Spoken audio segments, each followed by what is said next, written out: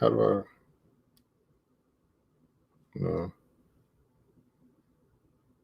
Yeah, something like that. Woo-hoo. All right, that's cool. All right.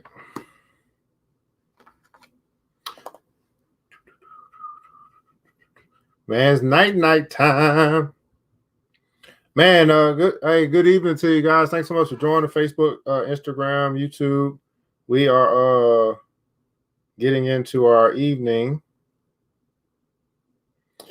Just setting up my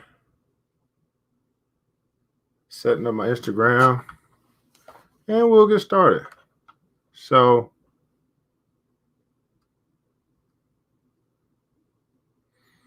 all right, good evening, everybody. Thanks so much for joining. How are you guys doing tonight? I know it's been a while, so some of you guys may not have been notified that we're going live tonight, but we're here.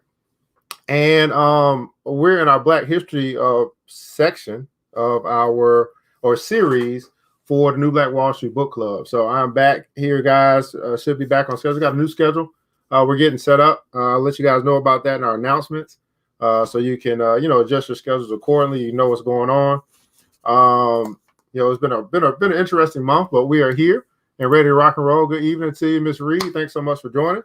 So in our Black History series, guys, we are actually, it's very interesting. I got a chance to meet one of the authors yesterday that we're reading from his book, Mr. Michael Carson, and I invited him to be on the show. So we'll work that out. Hopefully get him on before the end of the month, if not March. And he's written a very good book, which is African American Inventions Around the World. And we're also going through the Dick Gregory book and the Claud Anderson book. So we're just reading a section from each one to get people ready to go with some Black author books that should bring great value to your psyche. I mean, the way that you change the way that you think by changing what you put into your membrane. And this is the New Black Wall Street Book Club. Well, it's time for us to hear the DJ give us our music. Mr. DJ, hit the music. New Black Wall Street Book Club. Evan Jefferson, brother, much love. Educating, elevating, because in knowledge is the power and we'll never give it up. Literature's for the masses. When I put your money down, now how to watch your assets. Yeah, uplifting others is a passion. My brother Evan, he will turn it into action. New Black Wall Street Book Club. You should come read with us. Yeah, we comprehend and discuss. If we all just come together, there's no limit for us. Here comes your host, New Black Wall Street. Evan, take it away. New Black Wall Street Book Club. Hi, great evening to you, billionaires, man. Thanks so much for joining us here today on the New Black Wall Street Book Club, where Black folk do read. If you put in a book, then we absolutely will find it. I'm your host, ERGJ, your certified financial educator, CEO of ERGJ Enterprises, ERGJ Black Bazaar, and international best-selling author of the book, The Black Billionaires Club. That book is a study of Black wealth. It's a study of the 12 richest Black people in the world today and how they built their wealth. And I just truly believe that if you want to be wealthy, you should study wealthy people. So you can pick that book up by simply going to the website, www.theblackbillionairesclub.com, www.theblackbillionairesclub.com. You can see that on our screen there. And then when you scroll down, guys, you'll see our intro video and you'll see a place where you can actually buy the book if you like to do that. You pick that book up there. Today we are continuing along in our Black History series as we're going through 3 different books. One is going to give us an inventor, African American inventions that changed the world. The other is going to answer a social question for us from Dr. Claud Anderson, and then we'll get an interesting perspective from the late great Dick Gregory in a book that he read about Black history or history itself, defining moments of history, reading between the lies. So I'm very excited to catch up on that. Do want to, guys, let you guys know, just see who's joining us with us here today. If you're here with us live, let us know where you're connecting from, what city, what state, and what country you might be connected from as well. We'd love to know just how far our reach is. Love to say hello to you while you are choosing to join us here tonight. We appreciate it. I have to, 1 second, I got to mute out my phone so it don't ring. At any rate, I want the guys to know a couple things that are going on. We do have a sponsor for our show, which is Big Sis Media. Big Sis Media is where I take care of all my creative content, and you can too, guys. Just check out bigsismediagroup.com, bigsismediagroup.com to if you need any help with websites, flyers, anything like that. a video, anything like that, you can take it. It's a full service creative design agency, with the tools available to help you communicate with your audiences through visual and digital media. Check out bigsaysmediagroup.com, www.bigsaysmediagroup.com for all of your digital and virtual, all your digital needs that you have. What's going on, Miguel? How you doing? I want to say hello to you guys over Instagram, Facebook, YouTube Live. Thanks so much for joining us here tonight again for our Black History series for the New Black Wall Street Book Club. Hit the like button and share button if you care. Like button, share button if you care. If you know some other people that are saying, man, I've been looking for something like this, some good quality content to feed my membrane. We're going to be actually going through some history tonight. Just let them know that we're here. We definitely appreciate it. A couple announcements before we get into our first little bit. I am still, increasing my YouTube subscribership. So if you haven't subscribed to YouTube yet, just make sure you do that. YouTube at ERGJ Enterprises, and it's help us get to 1,000 subscribers. That'll be pretty cool. We would definitely really would appreciate that as well. And just letting you guys know a little bit about the schedule. What I'll be doing is I have a new station, a TV channel, or a social media TV channel, which is ERGJ TV.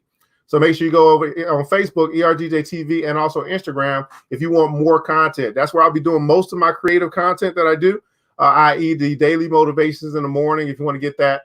We also are bringing back the Black Money and Power Show. We'll be doing that Monday through Thursday, maybe Friday, depending on the Friday, but mostly Monday through Thursday, and that's going to be on ERGJ Enterprises, but it will also be streamed into ERGJ TV as well. And that's going to be a show for you if you really want to learn about money. And how to make money grow and the markets, money markets, things like that.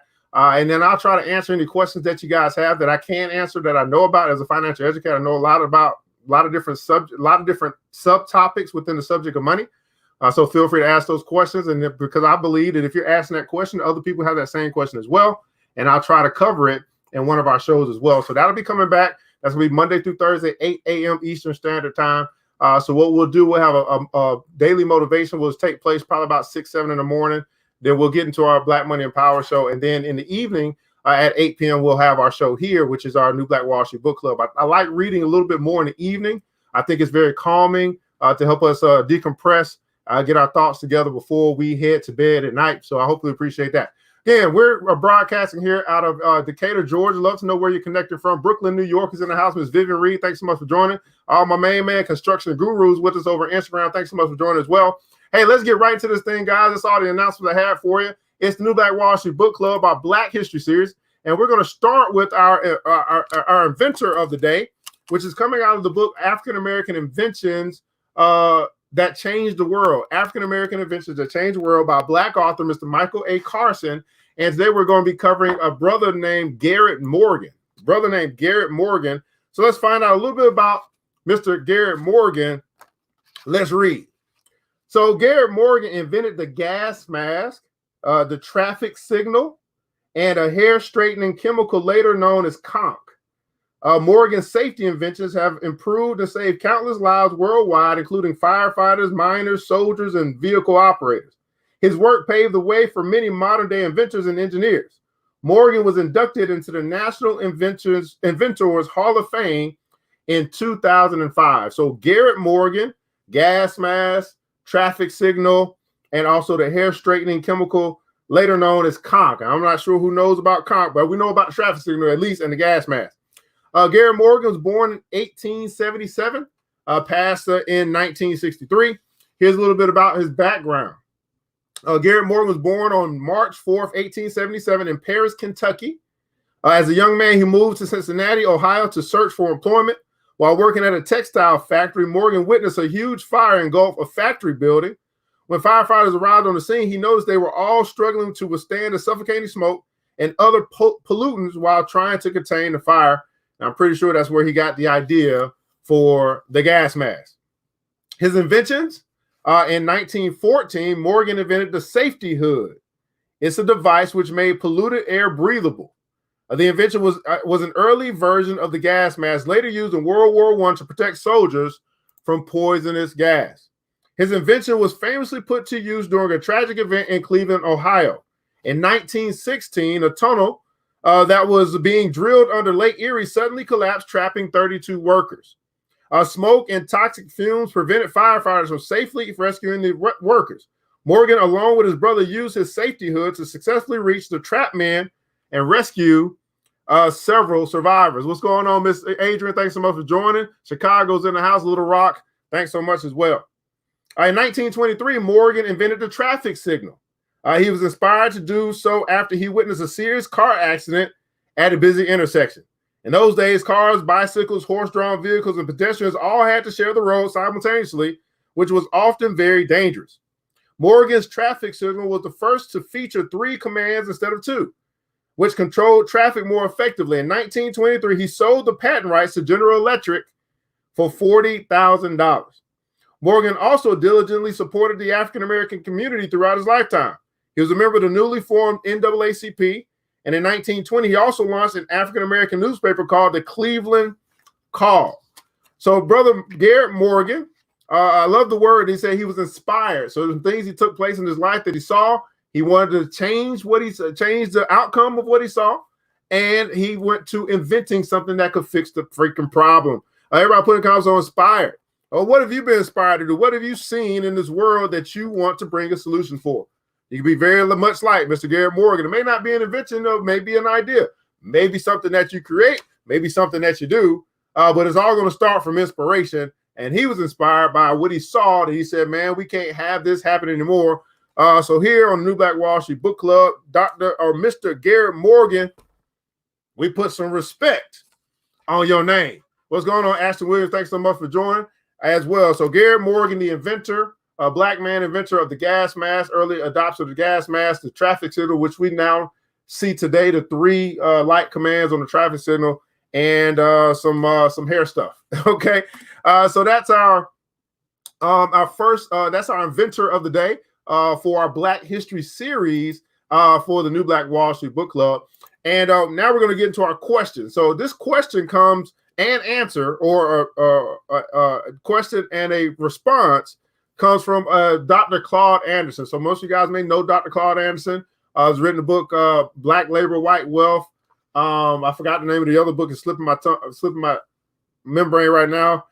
Something about economics, but he talks a lot about money and a lot about social change. And so in this book, his question for today that we're going to be talking about, or we're going to get a response from, is how has social integration failed Black America? How has social integration failed Black America? Now, this is a hot topic, it seems to be among many Blacks. Was integration good or bad for us? And it looks like Mr. Dr. Claud Anderson has a take on social integration. So let's read. Social integration was posited to eradicate institutional racism and remedy the negative socioeconomic impact of centuries of slavery and Jim Crow segregation, but it failed. As a result, Black Americans remain burdened by the economic, social, and pathological impacts that resulted from the historical maltreatment. In his book, Tragic Failure of Integration, liberal author Tom Wicker concludes that Reverend Dr. Martin Luther King Jr.'s dream had turned into a Black nightmare, and that the successes of the movement failed to translate into full integration or first-class citizenship for most Blacks. Nearly 60 years after the Black Civil Rights Movement was hijacked by newly created or fabricated minorities, a growing number of Black Americans are reaching the same conclusion that they are still an outgroup in American society. They are learning the lesson that Jewish people in Europe learned in the 1500s when they tried to integrate into mainstream society. Jews were a hated outgroup. They quickly learned that to protect their group, it was better to circle the wagons than divide and scatter themselves into the larger population, making them weaker and more vulnerable. This is a lesson yet to be learned by Black Americans. After 50 years of marching and singing, we shall overcome someday. They're still fixed at the bottom of American society, buried beneath an unrelenting flow of immigrants and more economically dependent than they were in the 1960s when social integration began. The integration process made Blacks unwanted guests in what whites and their sub-ethnic groups owned and controlled. Blacks still own and control less than 1% of anything of value, but bear 6 to 8 times of everything that is bad or negative. A few Blacks have become visible as public officials, athletes, entertainers, and media personalities, but there's little connection between their elevated public images and the low socioeconomic status of the Black masses. Younger blacks are just beginning to grasp the weight of the losses of black communities and schools, and businesses, and culture, history, leaders, sports teams, music, and exceptionality in mainstream society. They have never had the positive experiences of living in a black community. It is increasingly difficult for blacks to become a functional part of American society without physical communities or a broad sense of community. The years between 1960 and 2014 could have produced a more self-sufficient black race if the civil rights movement had worked to address and correct the maldistribution of wealth, income, and resources that occurred because of 500 years of slavery and Jim Crow semi-slavery. While blacks were chasing the elusive social integration dream, the horrors inflicted on blacks receded from the consciousness of society, and blacks lost their moral and political leverage. Blacks were displaced in the nation's conscience by immigrants in general, and Hispanics in particular, who publicly boast of their successful efforts to totally displace blacks in every aspect of American society. In his book, Presumed Alliance, The Unspoken Conflict Between Blacks and Latinos and What It Means for America, the author, Nicholas C. Vaca, disdained a rainbow coalition and presumed alliances with Black Americans. He said that Hispanics were no longer interested in being classified as white, that they wanted to be viewed as a minority who could then compete with blacks for political and economic power. Even though Hispanics from the Caribbean islands and the Americas were the descendants of slaveholders and had never been enslaved to Jim Crow, they felt that they, by mere fact that they were more socially acceptable than blacks in American society, they could gain socioeconomic benefits and become the nation's major minority population. Their goal, according to Vaca, was to displace blacks in every way possible. As an official outgroup and primary target of conservative hate groups, there are neither rewards nor incentives for immigrants, women, LGBTs, or poor whites to identify publicly with Black Americans. The nation's policy of political correctness allows all of these groups to rank higher than blacks in the nation's order of social acceptability. The majority of immigrants are classified as white. They get double benefits when they are also classified as aggrieved minorities and compete against blacks for public recognition and financial resources. Integration did not produce racial economic equality for blacks because it was a sentiment. It was not doctrinal. It was not a doctrinal commitment by white society. The dream of Dr. King and the liberals of a colorblind society took the nation's focus off blacks and gave the illusion of integration and equality. It destroyed the black unity that was forced on them by segregation. By the 1960s, convicted to believe in social integration, blacks gave up their communities, their businesses, the jobs those businesses created, their sports teams, schools, professionals, and culture. By the 1970s, the immigrant groups pouring into the country created cohesive ethnic communities, often in the same physical locations that blacks were beginning to vacate. Integration was a failure for Native Black Americans because they did not fully understand or appreciate the value of the communities they so eagerly abandoned. Everybody put in the comments on hashtag value. Hey, what's going on with this man? Straight out Shire said integration was terrible for us, or US, or for us. I guess that's what you're saying. Man, so what are your thoughts on the response to the question, I guess, that he asked himself, Dr. Claud Anderson, as we're going through his book, A Black History Reader? It's 101 questions that you never thought to ask, again, by a well-respected author and a thought leader, I would say, in our community today, Dr. Claud Anderson. Let's see what you guys are saying here in the comments, man. Again, some good stuff. Hopefully you guys enjoying. Hey, man, we wasted too many years trying to assimilate with white Americans instead of trying to recover and restore what we lost in terms of our identity. Man, too many years, decades long, man. I tell you, it's going on a long time, man. Anybody else got any thoughts on what we're reading here? Again, social integration, did it fail Black America? She said, hey, it's so terrible for us. We became relaxed. Hey, he said, hey, we gave up our sports teams. We gave up everything that we created, I guess, to compete or for ourselves or for us to do. And a lot of that even some of that has to do with the money they put up to buy us out as well, and that we accepted. So I think that has something to do as well. Man, value, that's what I'm talking about, guys. All right, now, So we got our inventor of the day, and we have our question, our Black History question that we asked today, and it's a great question for us to ask. I'm gonna actually put that out for other people to respond to who may not catch this video. So if you see a post somewhere, I might be asking that question, see what you guys think, because I know it's a hot time to get people talking all the time. So we're gonna catch up in our last the latter portion of our show today, guys, which is we're going through again the mind of Dick Gregory, guys, defining moments in Black history, reading between the lies, okay. And this is we're just kind of going through the sections, guys. This is another part 3 of Searching for Freedom. And he has a take. Dick Gregory had a lot of connections. He met a lot of people. He was an activist. I mean, he was such a unique individual he just seemed to be everywhere.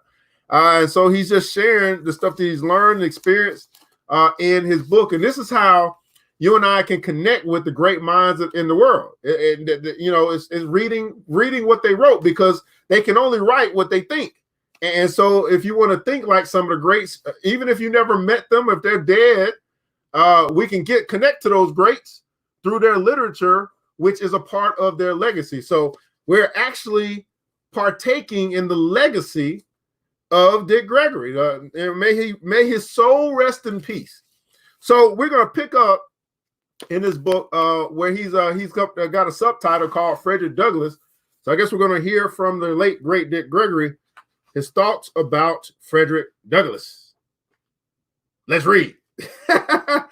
Frederick Douglass. This is in The Search for Freedom. All right, I got to put a different hat on because Dick Gregory talk and think different than all these other people. All right, put on my Dick Gregory hat. Hey, I want you to check out something that Frederick Douglass wrote in Narrative of Life of Frederick Douglass. Here's our assertion. Slaves are like other people and imbibe prejudices quite common to others. They think their own better. They think their own better than that of others. Many, under the influence of this prejudice, think their own masters are better than the masters of other slaves. And this, too, in some cases, when the very reverse is true. Indeed, it is not uncommon for slaves even to fall out and quarrel among themselves about the relative goodness of their masters, each contending for the superior goodness of his own over that of the others. It was so on our plantation. When Colonel Lloyd's slaves met the slaves of Jacob Jepson, they seldom parted without a quarrel about their masters. Colonel Lloyd's slaves contending that he was the richest, and Mr. Jepson's slaves that he was the smartest and most of a man. Colonel Lloyd's slaves would boast his ability to buy and sell Jacob Jepson. Mr. Jepson's slaves would boast his ability to whip Colonel Lloyd. These quarrels would almost always end in a fight between the parties, and those that whipped were supposed to have gained the point at issue. They seemed to think that the greatness of their masters was transferable to themselves. It was considered as being bad enough to be a slave, but to be a poor man's slave was deemed a disgrace indeed. What my man Frederick Douglass is saying here is some heavy stuff.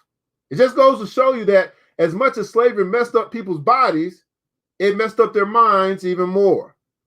It was bad enough that black people had to work for nothing for Colonel Lloyd or Jacob Jepson and thousands of other evil men just like them. It was bad enough that he got whipped and sold away from our parents and children and husbands and wives. It was bad enough that our lives were not of our own. But what's worse than that is the slaves who identify with their masters, as if the slaves' value as human beings depended on what the masters were like. What they were like was evil. They were called masters because they owned human beings, as we slaves were ready to fight each other over which of the low-down, filthy dogs who owned us was the best. But it wasn't the slaves' fault. Like Douglass wrote, slaves are like other people.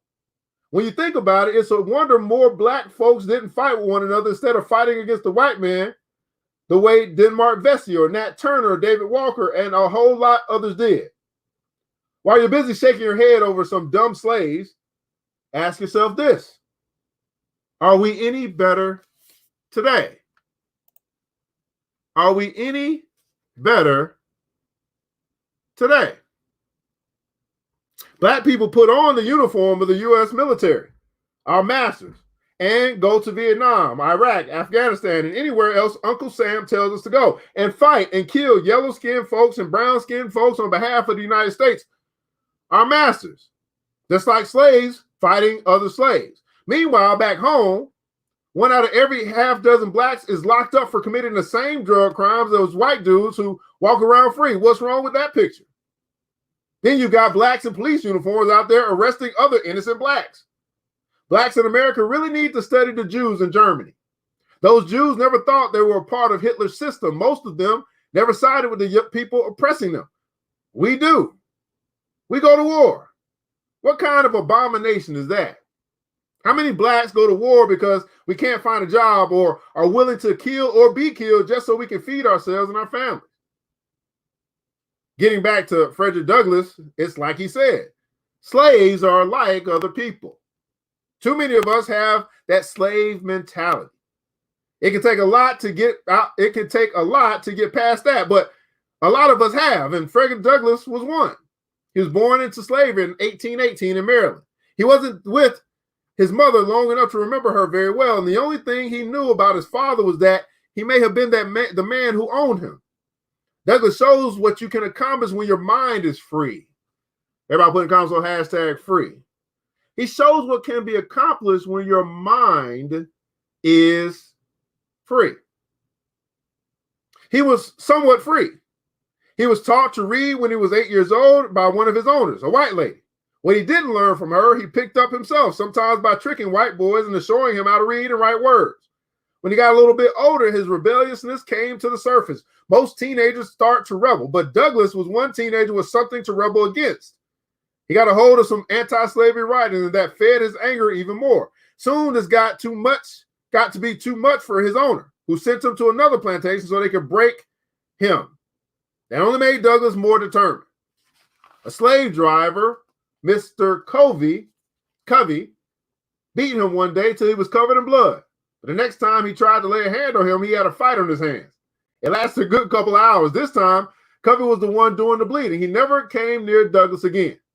As Douglass wrote in his narrative, the battle with Mr. Covey was the turning point in my career as a slave. Career as a slave? That cracks me up. Fred has a sense of humor. Books say he escaped from slavery in 1838 when he was 20, using Seaman's papers he had borrowed, then gave lectures for money for the Massachusetts Anti-Slavery Society. Later, he started his own anti-slavery newspaper, the North Star, in 1847.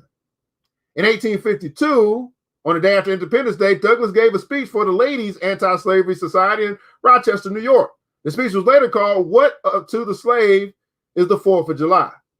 Douglass talked about America's most special holiday, and he told it exactly like it was. He started off so nice and meek that he almost seemed to be apologizing for being there. But then, when he got all those white folks all relaxed and comfortable, he sprang this on them.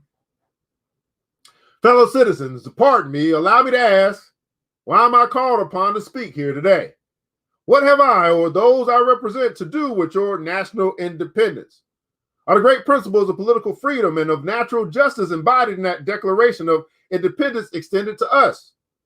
I am not included within the pale of this glorious anniversary. Your high independence only reveals that immeasurable distance between us. The blessings in which you this day rejoice are not enjoyed in common. The rich inheritance of justice and liberty, prosperity and independence bequeathed by your fathers is shared by you, not by me. The sunlight that brought life and healing to you has brought stripes and death to me. This 4th of July is yours, not mine. You may rejoice, I must mourn. To drag a man in fetters into the grand illuminated temple of liberty and call upon him to join you in joyous anthems were inhumane mockery and sacrilegious irony. Do you mean, citizens, to mock me by asking me to speak today? If so, there's a parallel to your conduct. That was Fred. All white folks had to do was teach him to use their language, and he was able to use it a lot better than most of them ever would. After the Civil War started, he helped to recruit black soldiers for the 54th Massachusetts Infantry Regiment to fight against the South and slavery. Years later, after the war was over, the president appointed him minister to Haiti. Fred was one black man who believed in himself and his own potential. Not bad for a brother who started off as somebody else's property, right? Frederick Douglass, again, black defining moments in history. He was a brother who believed in himself and his own potential. Now, can you imagine? I mean, just imagine for a second, guys, if we're going back to 1800s, middle 1800s, and he was able to accomplish and do this because his mind was free. I mean, he fought his own slave master. He found a way to get free, and he began to help others to get free as well, all without getting killed. This is interesting to me. I mean, they appointed him the minister of Haiti. Like they was like, okay, you the truth. even white folk respected Frederick Douglass. So this is Dick Gregory's take on Frederick Douglass. Hey man, let's see, catch up. I know you guys are answering a question from before. So man, Miss Vivian Reed said, man, we began to accept the small portions that were given to us that separated us as families. We lost self-reliance and we became dependent rather than independent. Chirac says this: we forced our way into a school system that didn't want to educate us.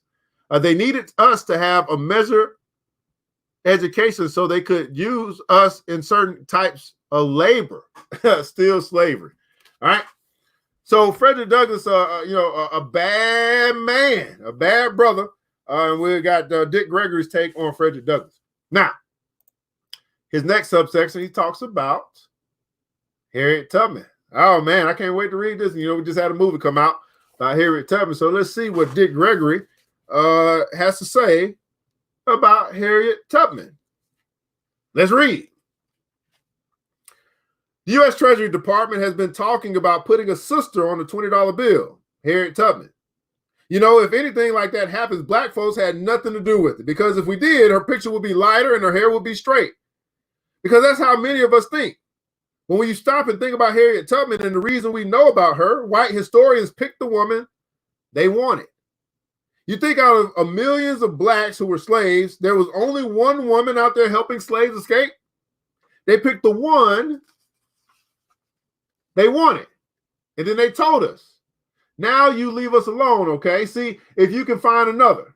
You ain't got half enough money to do the research, and if you don't do the research, you can't find out.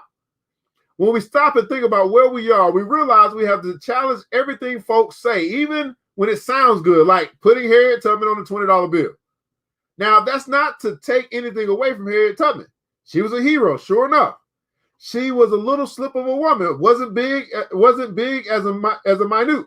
Couldn't write or read, or couldn't read or write. All her life, she had dizzy spells because she once got hit in the head with a piece of metal a slave owner had chucked at another slave. That doesn't sound much like somebody who could lead runaway slaves to Canada, does it? But she did. And if you were one of the slaves she was taking and got scared and wanted to turn back, she'd pull out a pistol and threaten to shoot you. She may have been a little woman, but she was a serious little woman. She was born with the name Araminta Harriet Ross in 1822. She had 8 brothers and sisters. Like Frederick Douglass, she was a rebel. One time she stole some sugar and thought the owner was going to beat her for it. So she hid for 5 days.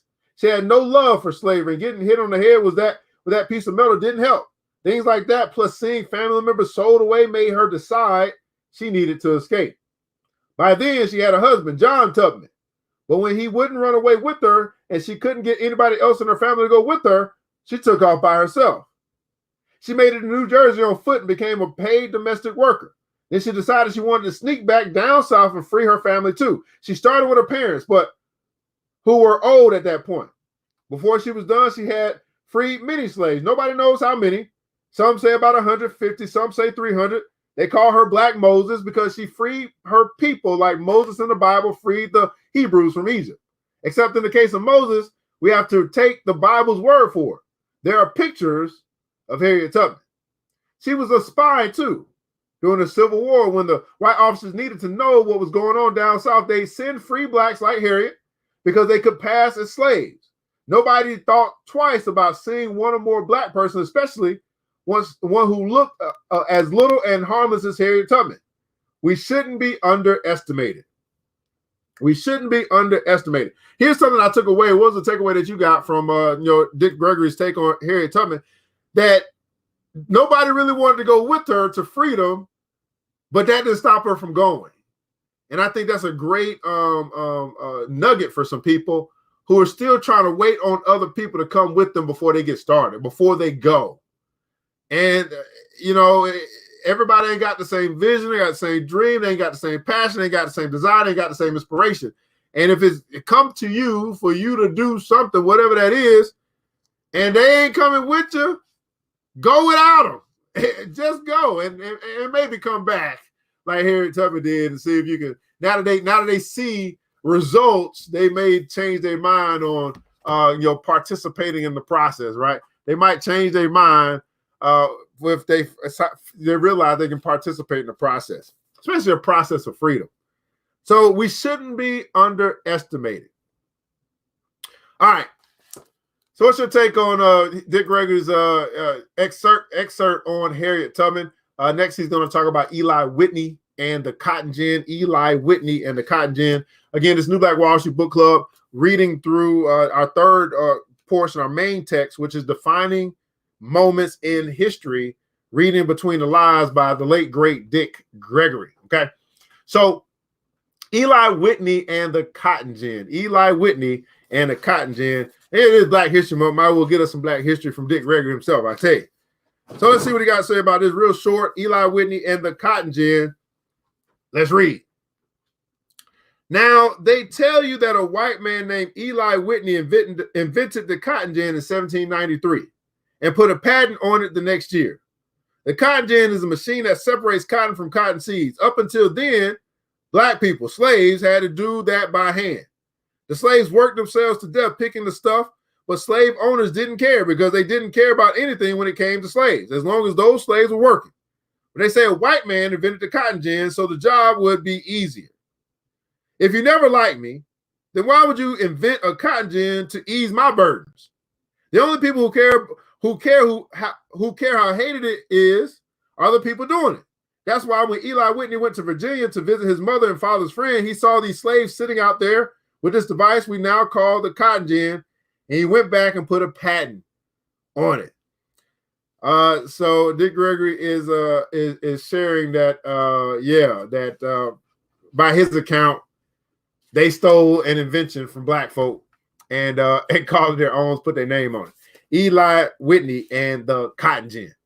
Like I said, you got to put your Dick Gregory hat on and read something like this because he is a witty brother, the late great Dick Gregory, defining moments in history, reading between the lines, the Dred Scott decision. Now, this is a pretty big decision. I think that many people know about. We'll get his take on the Dred Scott decision. Let's read. Look at what was happening in the first half of the 1800s, the decades before the Civil War. The country didn't know what to do about slavery. The South wanted it and the North didn't. And the two sides kept coming up with agreements that didn't work out. The Missouri Compromise of 1820 made it so there couldn't be slavery in the Louisiana Territory north of a certain point. Both sides agreed. Then in 1854, Congress passed the Kansas-Nebraska Act, which let people living in the new territories of Kansas and Nebraska decide for themselves what to do about the issue of slavery. Because Kansas and Nebraska were in the old Louisiana Territory, and because they were north of where the Missouri Compromise said there couldn't be slavery. Passing the Kansas-Nebraska Act was about the same as tearing up the Missouri Compromise into little pieces. The pro-slavery folks were happy. The anti-slavery folks were angry. And those angry folks, the ones who wanted no parts of slavery, were the ones who started the Republican Party. Then came the Dred Scott decision in 1857. It was a huge case. Man, Dred Scott was a slave in Missouri. His master moved for a while to a spot in the northern part of the Louisiana Territory and took Scott with him. They later went back to Missouri. After that, Scott sued his master. He said that since he had been on soil that was supposed to be free, he was now a free man. The case went all the way to the Supreme Court. The court pretty much told Dred Scott that Negroes were inferior, that they had no rights that the white man was bound to respect. It seemed that the highest court in the land was on the side of slavery, and that made the anti-slavery folks mighty depressed. All of them except Frederick Douglass. His view was pretty much, look, all this means if we want to get rid of slavery, we can't do it with the little agreements on pieces of paper. Something big has got to happen. He was right. And something big did happen. A couple of things. First was John Brown's 1859 raid on Harper's Ferry, which I'll get to in just a minute. Then in 1860, the new Republican Party's man, Abraham Lincoln got elected. In 1863, Lincoln freed the slaves, on paper anyway, with the Emancipation Proclamation. As bad as Dred Scott's decision was, it helped folks see what needed to happen. It helped folks see what needed to happen. So that's the Dred Scott case. We'll do one more, guys, because he just talked about John Brown, so we might as well capture this John Brown. Let me see if I can put my little thing in. John Brown and the outbreak of Civil War. John Brown and the outbreak of the Civil War. Oh, I gotta delete something. Okay, 1 second.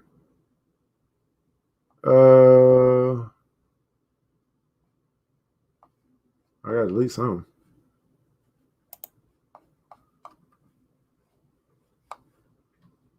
I guess that didn't work. I just put John Brown. All right, so again, guys, this is this is basically Black History. It's a Black History series. It's 3-part. I'm just gonna keep going through every day. We pick a inventor of the day, a question of the day, and then our main text going through going through history through the mind of the late great Dick Gregory. And I was going to stop there, but we might as well try to capture this last piece, which is talk about the outbreak of Civil War with John Brown. So we'll get this and see what his take is on this, and hopefully you're catching something. I'm not quite sure how versed you are in history leading up to this point. If history has ever been a topic a subject that you were interested in, but I find it kind of interesting to get the take from a man, who was an 80-year-old man who had experienced a lot and thought for himself versus just believing what was fed to him through whatever education or institutional education system that's out there. And I believe we can agree that there's a lot missing and it's whitewashed for the most part with the education that is out there for the masses. But the cool thing is we can always decide to educate ourselves. We can always decide to research. We can always decide to read different books. We can always decide to do something like this. That's a decision. We may have been, many of us may have been educated from a sheep herd perspective, meaning that we are in this particular class or in a particular program with a whole bunch of other people, so we can all kind of be the same. But we understand that everybody's unique in their own way, and we all decide what we do with our time. And so if history is something that's important to you and learning and understanding and thinking different versus saying this is how it was when it wasn't really, and I think this will be good for you. So John Brown, the outbreak of Civil War through the mind of Dick Gregory. Let's read. There wouldn't have been a Civil War without John Brown. People will say, oh, John Brown was crazy. You ask them, why you say that? And they'll say, well, look at what he did in Kansas. What did he do in Kansas? He killed people in Kansas. Yeah, but do they know why he did that? Today, when they have a presidential elections, people talk about battleground states. Man, let me tell you, most folks today don't know what a battleground state is all about. As I mentioned earlier, in 1854, the U.S. government passed the Kansas-Nebraska Act. That meant that some land they stole from Native Americans would be the U.S. territories that became the states of Kansas and Nebraska. Repeat again, that meant that some land that they stole from Native Americans would become the U.S. territories that would later become the states of Kansas and Nebraska. It also meant that people who lived there could decide whether the states would be free or slave states. Folks from both sides moved to Kansas, ready to fight. I don't mean argue. I mean, they got ready to shoot and cut one another to death. And that's what some of them ended up doing. Now, that's a battleground state. Well, one of the people who went there was John Brown. After some dirty pro-slavery dogs raided Lawrence, Kansas, and tore up the offices of some abolitionist newspapers and went crazy looting the rest of the town, John Brown and his men came in and killed 5 pro-slavery men, hacked them to death. That same year, in 1856, Brown and his men, including his sons, fought against the pro-slavery forces at the Battle of Blackjack and the Battle of Osawatomie. That was John Brown. I'm not talking about some poor chump who joined the army just so he can make a living and then goes out to kill whomever the government tells him to kill. I'm talking about a man who had a belief so strong that he was willing to die for it. I said it once before, white is not a color, it's an attitude. By skin color, John Brown was a white man, but he may have been the best friend black folks ever had. He believed that slavery was straight up evil, and he didn't want to hear about peaceful opposition to slavery. He knew it would take action to get rid of that mess. In 1859, when he decided to raid Harper's Ferry in Virginia, now in West Virginia, he had 21 people with him, 5 of them black. Now, Harper's Ferry was U.S. government's munitions place where weapons were made, so it was full of military rifles and bullets. The government had 4 divisions of troops guarding it. Brown and fewer than 24 men got in there, killed 4 people, wounded a bunch more, and held the soldiers off for 2 days before the soldiers could break in the engine room where John Brown and his men were holed up. Now, there's a reason I would place John Brown as one of the most important people who ever lived in the history of planet Earth. Here's a man who not only decided to kill for me and die for me, but he took his own sons with him. You can't risk more than that. You can't sacrifice more than that. Even now, I go to the site every year on my birthday, and then I go back on October 16th. That's the day of the raid. And I go on December 2nd, which is the day they hanged him. You think Lincoln didn't know what he was doing when he put that Statue of Freedom at the U.S. Capitol facing east? He put that there on December 2nd of 1863. He didn't say it was in honor of John Brown, but think about it. When John Brown was about to die, somebody yelled up at him, "How you feel now, nigga lover?" He said, "What I'm dying for is if I was defending rich white men, I'd be your hero." When he hit the last step up on the gallows and the noose they were going to hang him with, he said, "Oh, by the way, I talked to God last night, and God told me to tell you that you missed the last chance of freeing the Negro without bloodshed." Brown continued, the Negro would be freed, and it would be the biggest bloodbath in the history of war. The American Civil War was the first war in history where soldiers on both sides had gone to the same school, West Point. They knew each other's strategies. That's why the war dragged on like that. They hadn't ever been a war like that. That's some nasty stuff. The two sides would stand there and shoot at each other. Then they would ran out of bullets. Then the real thing started, charging at each other and scooping out each other's guts with those bayonets until the ground and everybody on it was covered in red. If there's a hell, it must look like that. It was because of John Brown.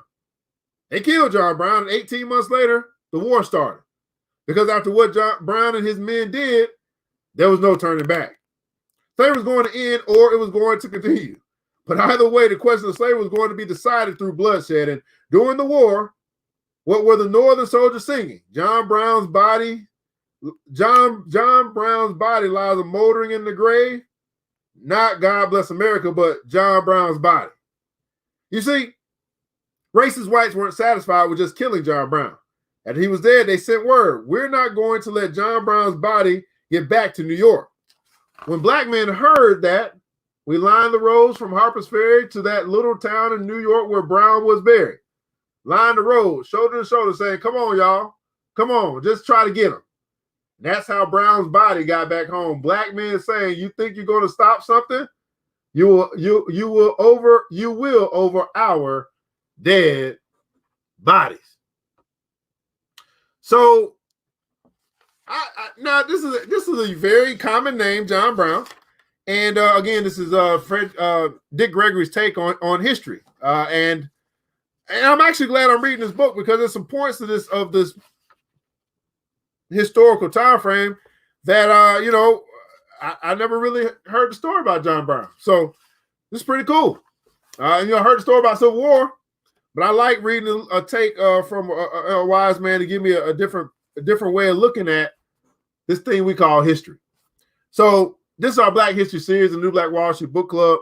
Hopefully you guys have enjoyed our reading here tonight. If you could just share some thoughts that you have. Again, we had our inventor of the night, Mr. Garrett Morgan, gas mask traffic light, black man. We had a question tonight, which was from Dr. Claud Anderson. The question and answer, which was how has social integration failed Black America? We just got into our main text from Dick Gregory, late great Dick Gregory, and his take on history as we talked about Frederick Douglass, Harriet Tubman, Eli Whitney, Dred Scott decision, and also John Brown, the outbreak of Civil War. Love for you to leave your comments, your thoughts, your takeaways from tonight. As we, I think we got some great quality content here tonight on the New Black Wall Street Book Club. And again, we gotta let you guys know that tomorrow 8 a.m. we'll be having our return of the Black Money and Power Show. We'll be talking about the markets, money, what's going on in the world as we had the outbreak of the virus in China and all that stuff. So that all affects markets, it all affects money. And we'll be talking about that tomorrow, 8 a.m. Eastern Standard Time. This is New Black Wall Street Book Club, built for paper, where Black folk do read. If you put in a book, we absolutely will find it. I'm your host, ERGJ, your certified financial educator. And I want you guys to remember this, that it takes a village. It starts with us. Let's build as we climb together.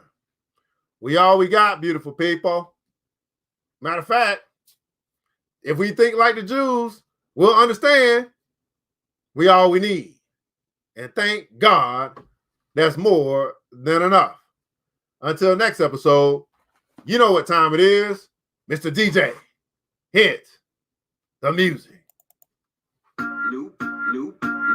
New. It's the New Black Wall Street Book Club. With your host, Evan Jefferson. It's time for us to go. Yeah.